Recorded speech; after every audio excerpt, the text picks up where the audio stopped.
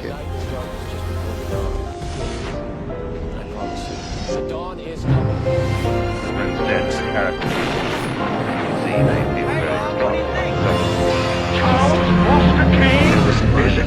that is Alex.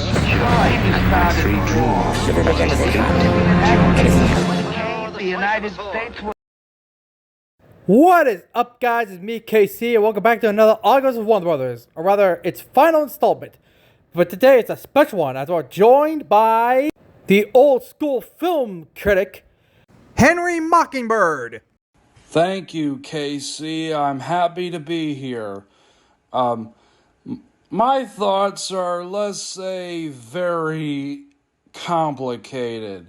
It's great from a production standpoint, from a visual standpoint, and Orson Welles gives a great performance as Charles Kane, but I had a hard time really connecting with this guy. I thought he was very unlikable and a narcissistic, egotistical person. And that's one of my biggest problems with this film. I just didn't find him likable. And I'm struggling to call this film the greatest film ever made.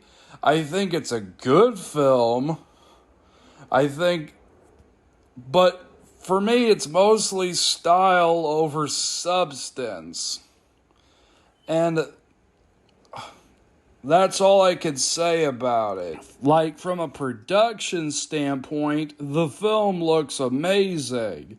The sets kind of reminded me of something straight out of Fritz Lang's Metropolis. And like I said earlier, Orson Welles is great in the role. Like, he makes you believe that this is one man's journey into his downfall. A man who loved himself way too much, but couldn't get anyone else to love him in return. And the actress who plays Mrs. Kane is also great, although I meant to say Mrs. Kane number 2. And it's really a pretty damn good film, but I'm struggling to really call it a great film. Maybe because this film was so hyped up into my mind that I was just expecting a lot more.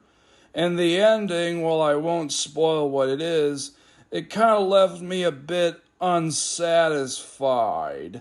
Like, I won't say what it is because I don't want to spoil it for those who haven't seen it, but all in all, the film is really good, and I can see why it's so influential. And thank you, KC, for having me here. Well, you're very welcome. And, well, I do agree with your points of this, saying that this is, well, probably hard to say a great film, well, the best film ever made, but there are some that might disagree or agree with that statement, but yeah, it's a really great film.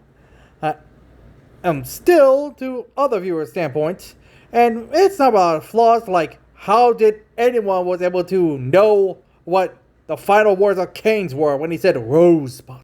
But yeah, I do have to agree, I don't think it's the best film ever made, but it's still one of the greatest.